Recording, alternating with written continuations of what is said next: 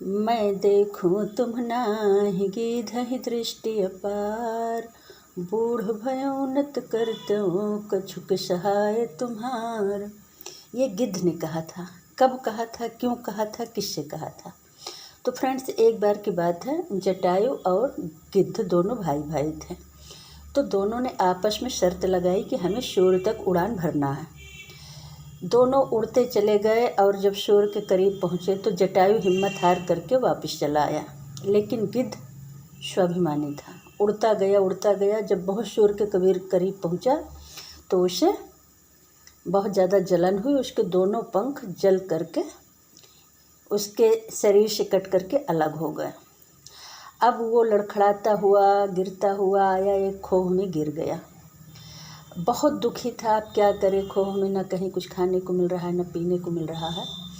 तो वीणा गान करते हुए नारद जी उसके पास पहुँचे और कहा, गिद्धराज आप बहुत दुखी हो। तो गिद्धराज ने कहा कि क्या करें नारद जी, कोई उपचार बताइए हमको, आप क्या कर सकते हैं? तो नारद जी ने कहा कि आप बिल्कुल परेशान मत होइए और इसी में वेट करिए राम अवतार का। भगवान विष्णु राम के अवतार में निशाचरों को वध करने के लिए जन्म लेंगे और उन्हें वनवास आना पड़ेगा। सीता जी का हरण होगा और तुम सीता की खोज बता देना। तुम्हारे पंख नए फिर से निकल आएंगे और तुम्हें फिर से जीवन दान मिल जाएगा। अब गिद्ध त्रेता युग का इंतजार कर रहा है। भगवान राम का जन्म हुआ, सीता के साथ शादी हुई, राजगद्दी के बजाय उन्हें वनवास मिला।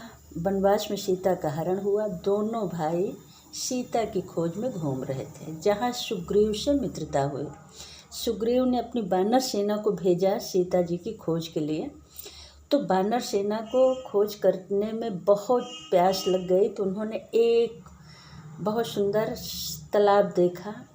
तो उनको लगा कि बहुत जो है इसमें पानी हम लोग को मिल जाएगा। वहाँ पानी पीने गए तो जब काफ़ी वानर थे, सुग्रीव की पूरी सेना थी, तो वहाँ ये लोग जब इकट्ठा हुए, ऊपर से गिद्धराज ने देखा इन लोग को तो बड़ा खुश हुआ। उसने कहा कि कितने दिनों से मैं भूखा पड़ा हूँ और आज ईश्वर मुझ पर बहुत दयालु है, एक साथ मुझे बहुत ज़्यादा भोजन दे दिया है। अब मैं बिल्कुल भूखा नहीं रहूँगा। और लड़खड़ाता हुआ वहाँ से लुढ़कता हुआ गिरता हुआ यही कहता हुआ चले आ रहे हैं। यहाँ वानर सेना सब बिलखने लगी कि अरे हम तो सीता की खोज में निकले हुए थे और ये तो गिद्ध हम लोग को खा जाएगा। जब उसने सुना कि सीता की खोज में निकले हैं तो उनको भगवान नारद की बात याद आ गई गिद्धराज को। उन्होंने कहा, आप घबराइए नहीं, बिल्कुल नहीं घबराइए, मैं किसी को नहीं खाऊंगा, मैं बताता हूँ कि सीता जी कहाँ हैं। और उसने बताया कि रावण सीता जी का हरण किया है। सीता जी अशोक वाटिका में बैठी हुई हैं, मुझे दिख रही हैं। चूँकि गिद्धों की नेत्र बहुत तीव्र होते हैं, आसमान में उड़ते हैं और नीचे का चीज़ उनको, छोटी छोटी चीज़ें उनको दिख जाती हैं। तो गिद्ध ने कहा कि मैं देखूं तुम नाय गिधहि दृष्टि अपार। बूढ़ भयो नत करतों कछुक सहाय तुम्हार। गिद्धराज ने कहा, मैं बहुत बूढ़ा हो गया, नहीं तो आज मैं आपकी कुछ न कुछ सहायता ज़रूर करता।